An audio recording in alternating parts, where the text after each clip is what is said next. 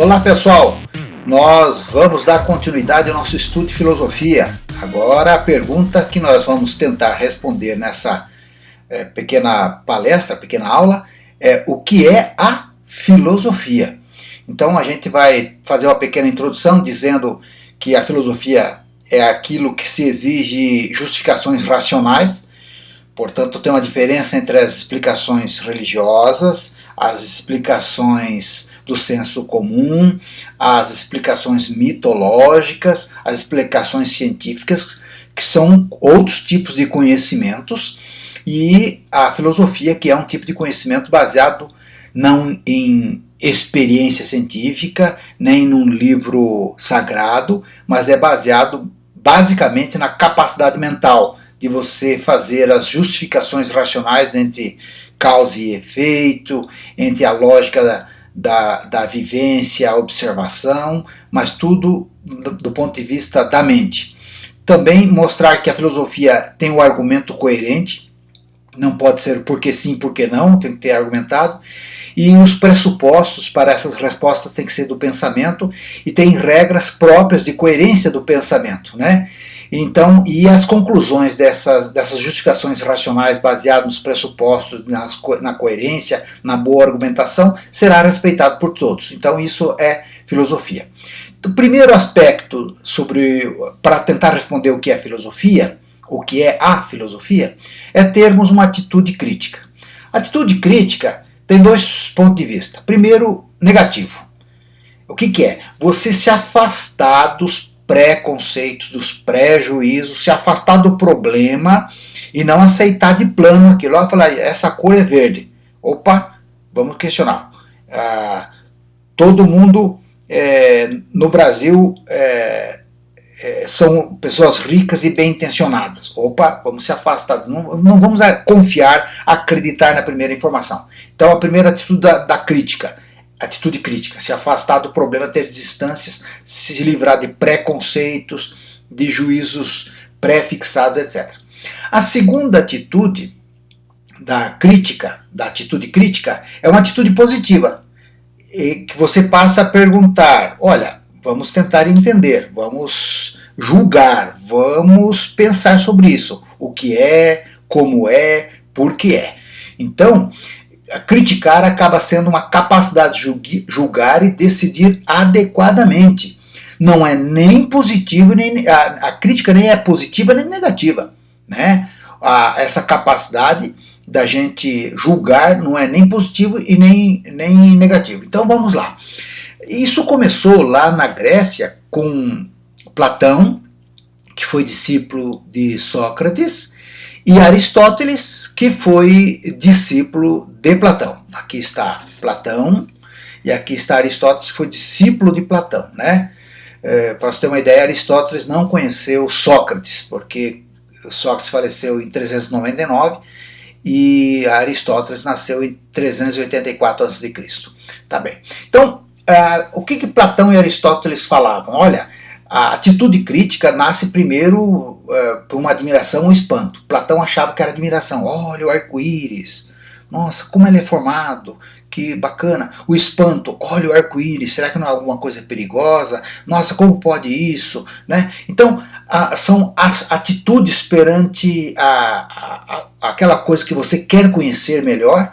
Então você tem, ou começa com uma admiração ou com espanto. Bom, a filosofia, portanto, ela começa com certo, tanto independente se é por admiração ou por espanto, mas nós chamamos de estranhamento, né? Por que o fogo só vai para o alto, a fumaça vai para o alto? Então nós temos esse estranhamento. Então a gente pode perguntar isso para a realidade natural, o fogo, o rio, né, a árvore. Mas também nós podemos fazer questões e críticas para a realidade histórico-social ou cultural, que é a questão da sociedade. Por que nós temos regras de trânsito? A lei é natural ou é cultural? É feito pelos homens, pelas pessoas em sociedade. Então, é uma realidade histórico-social. Então, a filosofia tanto discute o mundo natural, da natureza em si, e a realidade histórico-social. E alguns vão dizer, bom, a filosofia discute coisas, inclusive, que a gente escapa da realidade e da questão histórico-social. Sim, por exemplo, nós podemos falar de Deus, nós podemos falar de forças divinas. A filosofia pode e deve, e por muito tempo se ocupou disso, né? Sem problema. Também a filosofia, nessa atitude crítica, tenta compreender todas as coisas usando três formas básicas. Primeiro, o pensamento. Se eu penso, como é que a outra pessoa fica sabendo o que eu estou pensando? Só fica sabendo se eu me comunicar por sinais de fumaça, por linguagem de sinais, por escrita, por fala, por gesto. Então, a linguagem é uma forma de você comunicar o pensamento. E a linguagem também é aquela que dá coerência para o pensamento. Nós vamos estudar isso depois. Se eu penso, eu falo, eu me comunico, eu também tenho uma terceira opção, é a ação.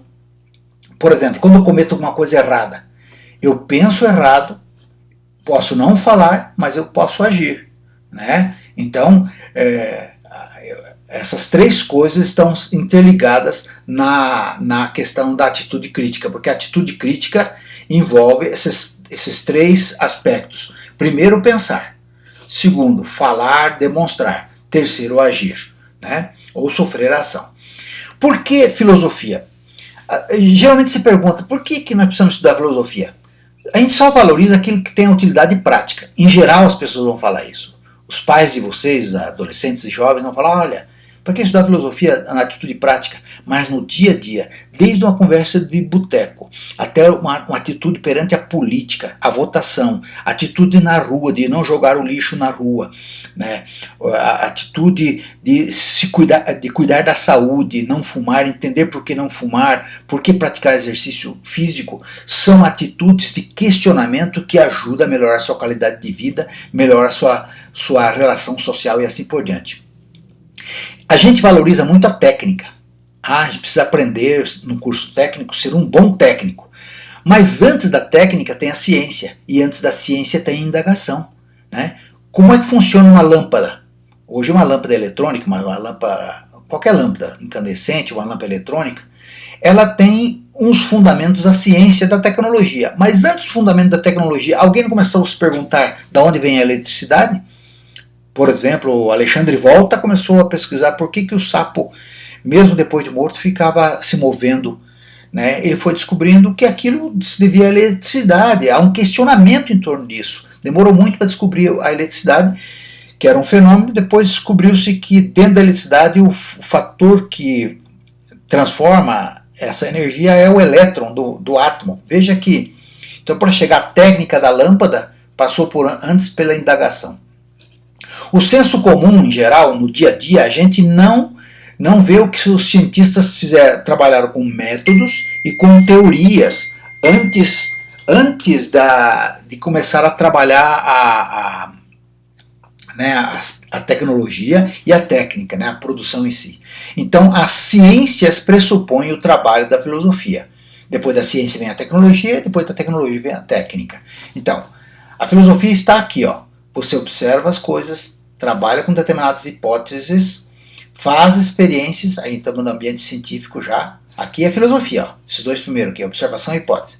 Experiência, cria regras e leis e teorias, etc. E modelos que vão ser aplicados depois. É assim que funciona a ciência, portanto, parte da filosofia. Então, para além da utilidade prática, por que a gente tem que ter conhecimentos? Para a gente precisa fazer indagação. Para a aplicação prática das teorias, nós precisamos para também ter atitude perante a vida, sensos morais e éticos, né? Então permanece as questões para a questão do conhecimento, das práticas, né? Permanece as questões básicas da filosofia. O que, por que e como. Aqui nós vemos um desenho no acelerador de partículas lá entre a França e a Suíça, em que envolve vários cientistas que se perguntam antes, teoricamente e filosoficamente, como funcionam as partículas primordiais que deram origem ao universo. Então eles estão fazendo testes e tudo mais, e descobrindo novas partículas menores, muito menores que o átomo, menores que o próton, o elétron e o nêutron, né? Então a atitude filosófica é indagar o mundo. O que, como e porquê significa conhecer a capacidade de conhecer, pensar sobre a capacidade de pensar. Então, além de indagar o mundo, por que o sol nasce de manhã e se põe no final da tarde, eu também tenho que saber como é que eu posso conhecer. Como é que eu conheço as coisas? Como é que eu sei que a palavra saudade significa saudade para outra pessoa? Interessante.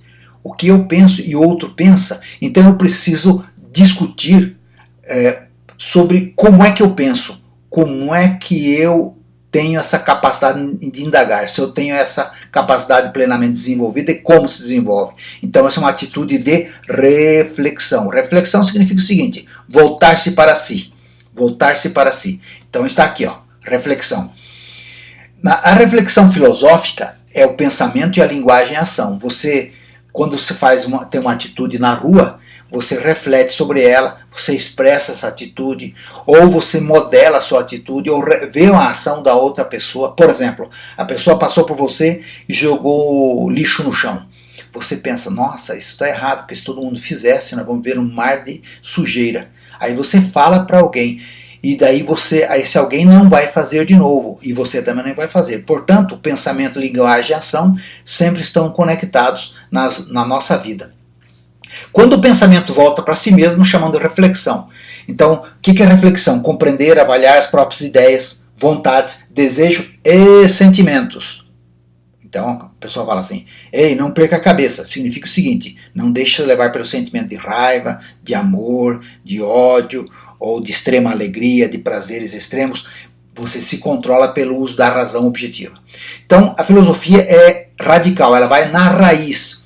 Nós somos seres pensantes, como nós pensamos, como nós usamos a linguagem, que serve a linguagem, o que é apropriado e inapropriado nas nossas ações.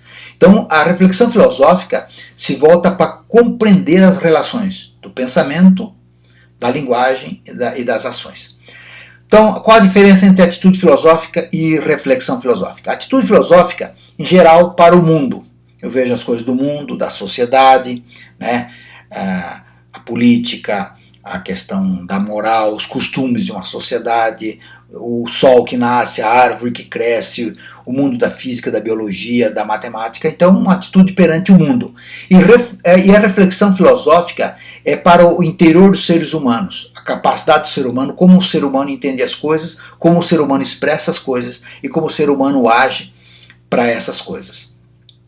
Então, a filosofia é um pensamento sistemático. Ele tem enunciados rigorosos. Não basta eu criar uma frase de efeito e falar, tá, essa aqui eu sou o filósofo agora. Nós temos várias frases importantes, filósofos importantes que nós aplicamos no dia a dia. Mas os enunciados, eles têm por trás todo um estudo rigoroso, às vezes é sintetizado numa frase, resumido numa frase, que significa muita coisa. E esse pensamento ele tem um encadeamento lógico.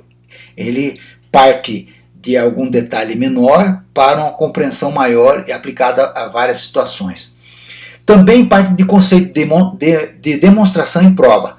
Não é prova científica, prova experimental, uma prova racional, né?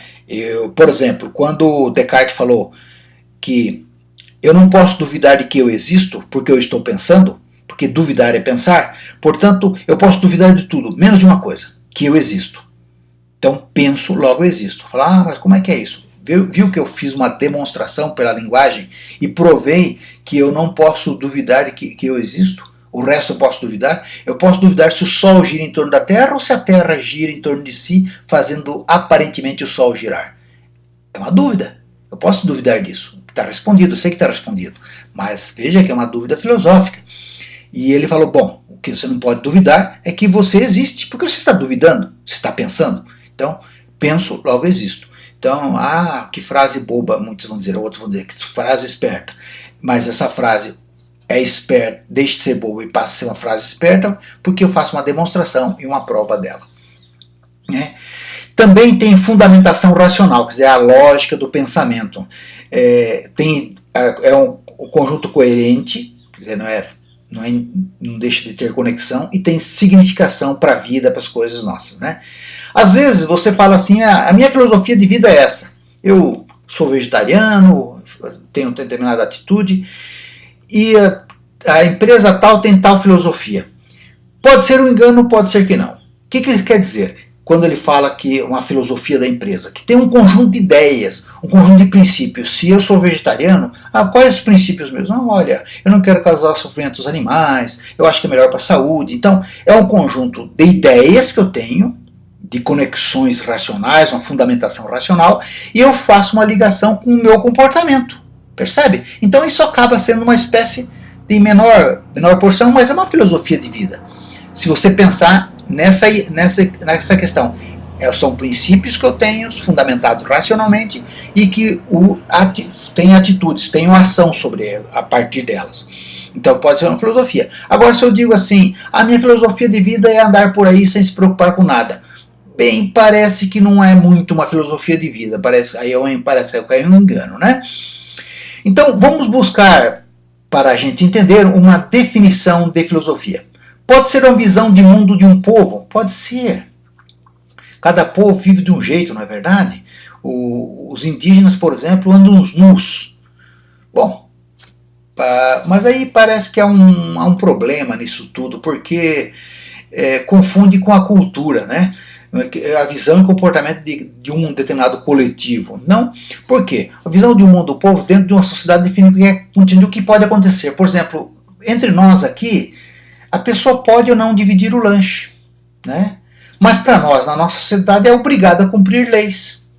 A sociedade indígena, vamos pensar lá, antes dos portugueses chegarem aqui, 1400, eles não tinham leis. Então, na sociedade indígena, eles tinham outras regras, mas a palavra lei, que é escrita, que alguém interpreta, julga, coloca a polícia em cima, etc., não existe. Para a nossa sociedade, existe. Então, isso mais, digamos, é uma questão cultural. A cultura nossa tem lei e a cultura indígena não tem lei.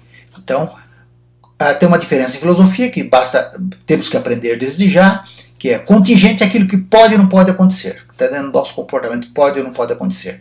Necessário aquilo que é inevitável, que não pode ser diferente do que é. Né? Por exemplo, em outras situações do mundo natural é chover. Aqui no Paraná. Vai chover, em algum momento vai chover.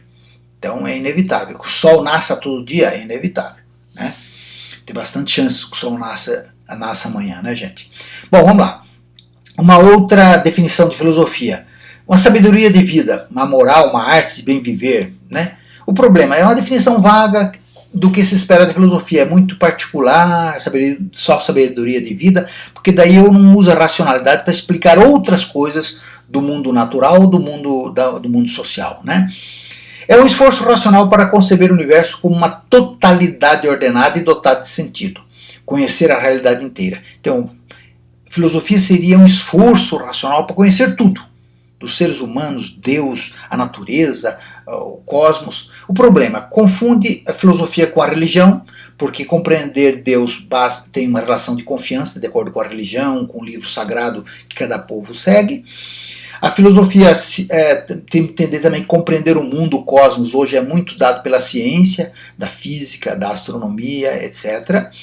E a filosofia já não admite um único sistema de pensamento. A filosofia como eu disse numa aula passada, é que permite fazer as perguntas mais absurdas sobre os mais absurdos problemas, mais absurdas soluções para tudo. Então, nós adotamos uma definição de filosofia, essa aqui, fundamentação teórica e crítica dos conhecimentos e das práticas.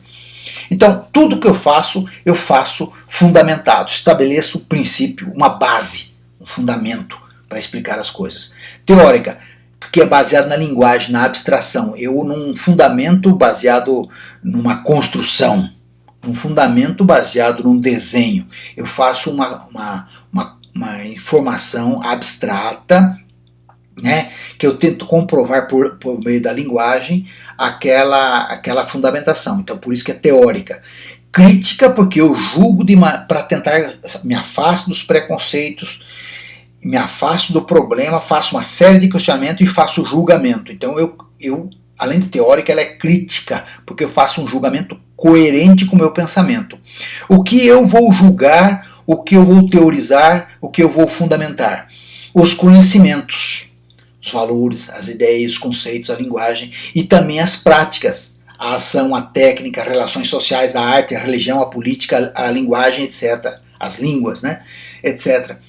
Então, eu faço uma fundamentação abstrata, teórica, linguística, né? Crítica, me afasto do problema, mas não deixo de questioná-lo, observar de todos os ângulos, faço julgamento coerente, tanto dos conhecimentos, do que eu conheço, como também das práticas no mundo, do conhecimento das práticas. Vamos lá, vamos entender melhor. Eu faço uma análise, separo as coisas para cá, separo para lá, faço uma reflexão, faço uma crítica sobre a realidade dos seres humanos, faço um fundamento, as causas, quais as condições, o sentido, o significado, a finalidade daquelas coisas, né? Então a filosofia, basicamente, não é ciência, é uma reflexão sobre a ciência. A filosofia não é religião, mas ela pode perguntar, questionar sobre as religiões, os fundamentos das religiões, sim, e entender, inclusive, apoiar a religião, sim. Filosofia não é arte, é uma reflexão sobre os fundamentos da arte, o que é arte, como é arte, por que a arte, né? Filosofia não é história, mas é uma reflexão do sentido dos acontecimentos dos seres humanos ao longo do tempo. Então, nós temos o nosso livro de filosofia, de Marilene Chaui, que lá tem duas grandes partes que já vamos estudar, os conhecimentos e práticas. Então aqui está o sumário do livro. Nessa primeira parte, unidade 1, unidade 2, unidade 3, 4, 5 e 6, nós temos os conhecimentos. A história da filosofia no início, depois o que é a razão, o que é a verdade, a lógica, o conhecimento, como é que conhecemos, né? A metafísica, as coisas que escapam um pouco, como é que nós conhecemos as coisas, né? Para além do mundo físico. E aqui nós começamos na unidade 7, 8, 9 e 10, a prática.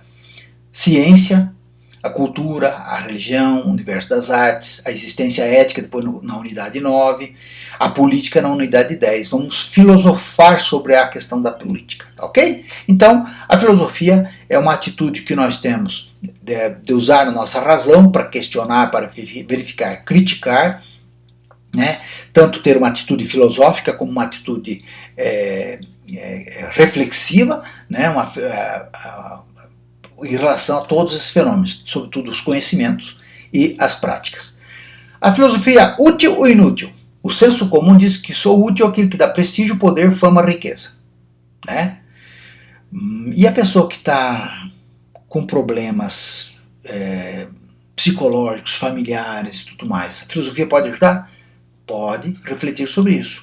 Então, Platão dizia que se a gente saber mais, a gente se comporta melhor e a sociedade se torna cada vez mais justa e feliz. Aristóteles dizia que era para aprimorar a conduta humana para a felicidade. Descartes dizia que você teria que saber mais sobre a saúde, sobre as técnicas, para ficar menos submetido à natureza. Spinoza dizia que se você conhecer melhor o mundo, as razões éticas, morais, é para a sua liberdade e a sua felicidade.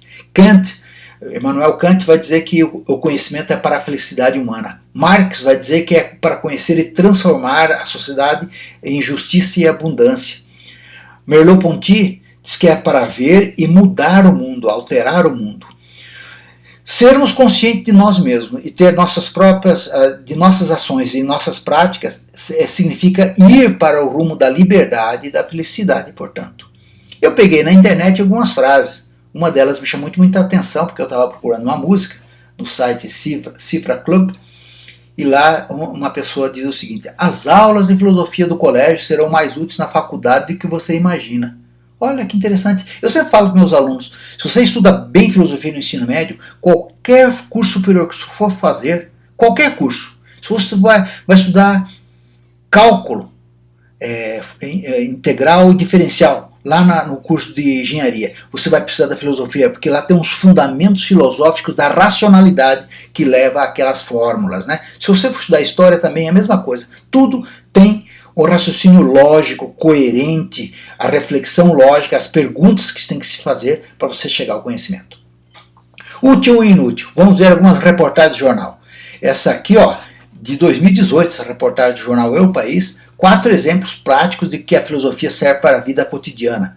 Depois vocês podem procurar esse jornal e ver essa matéria.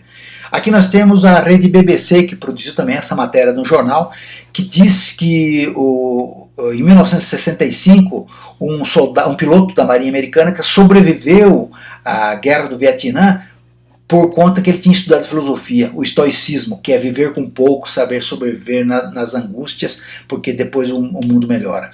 Tem aí então outra informação, que aqui é baseado numa reportagem do jornal O Estadão, sobre o seriado Merli, né, que está a foto do professor de filosofia e seus alunos. Então, diz que as crianças têm que aprender desde cedo a questionar as coisas de maneira crítica, para ter as suas próprias opiniões, elaborar um argumento e defender uma ideia. Opa, que interessante, não é? Então é isso, pessoal. Até a próxima, pessoal. Tchau.